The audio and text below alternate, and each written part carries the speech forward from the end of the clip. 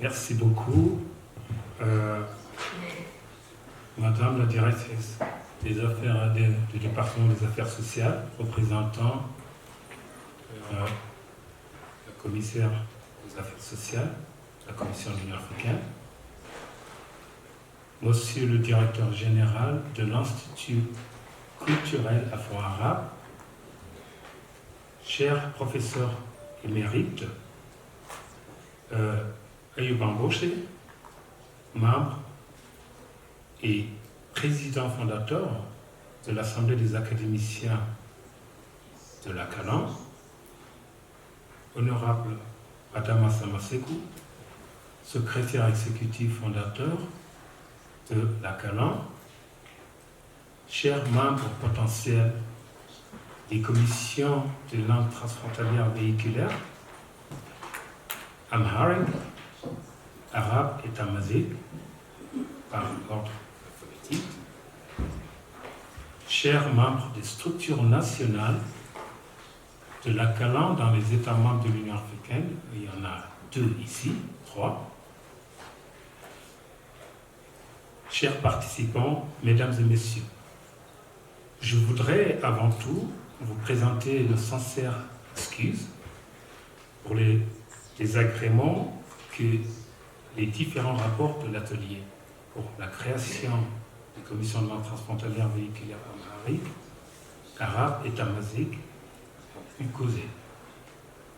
Ces rapports se justifient par notre volonté de regrouper au même moment le maximum d'experts dont la participation constitue un gage de réussite. Vous conviendrez avec moi que cela n'est pas souvent facile.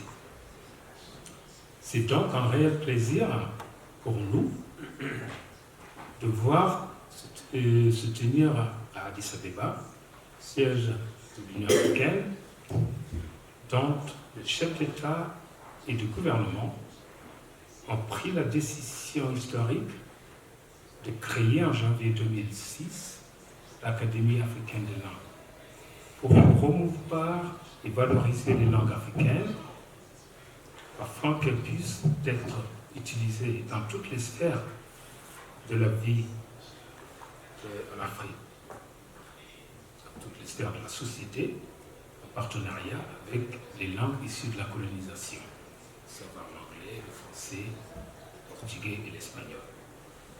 Mesdames et messieurs, chers participants, si pour la première fois nous nous réunissons pour la création des commissions amhariques et tamazight, cela n'est pas le cas pour la commission arabe, car en décembre 2018, à Kigali, au Rwanda, la Calan a organisé un atelier opérationnel au même genre pour la création des commissions isiZulu, Sango et arabe. À l'issue de cet atelier, seules les commissions isiZulu et Sango ont été mises en place.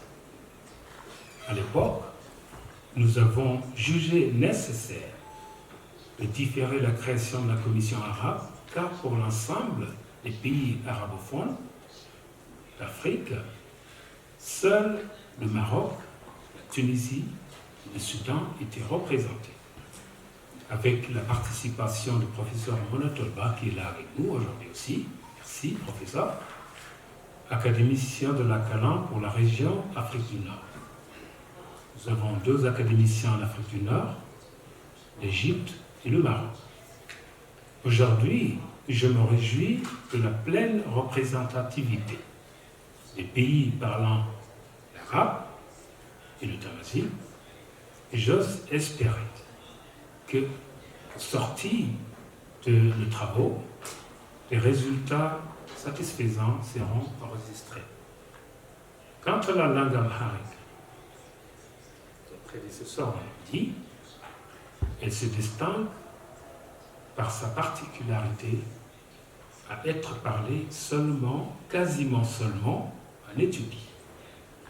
Et je profite pour saluer le professeur Baye Mekonnen, en Éthiopie, académicien, Monsieur en Latio, Sumleka, Nurka, qui est notre structure nationale, point focal en Éthiopie ici, pour leur implication dans l'identification des membres potentiels devant siéger dans la commission amharique.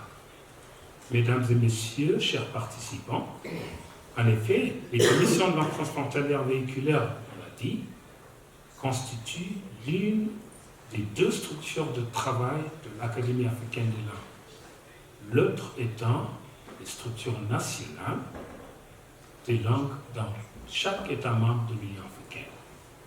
La tâche des commissions, le professeur Bambous l'a dit, l'honorable Samaseko a répété, et des structures nationales aussi consistent à autonomiser les langues et établir des partenariats et des synergies avec les institutions s'occupant de la promotion des langues africaines.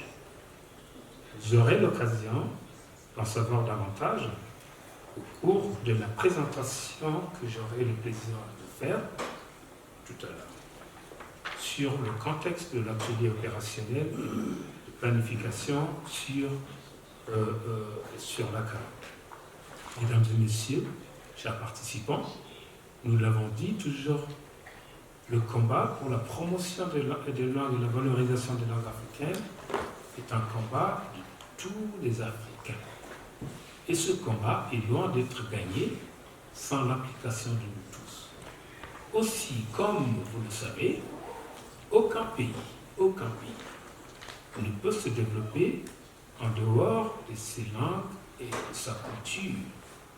C'est pourquoi nous devons faire de nos langues nationales africaines des outils de développement dans toutes les sphères de la vie publique, politique, économique et administrative.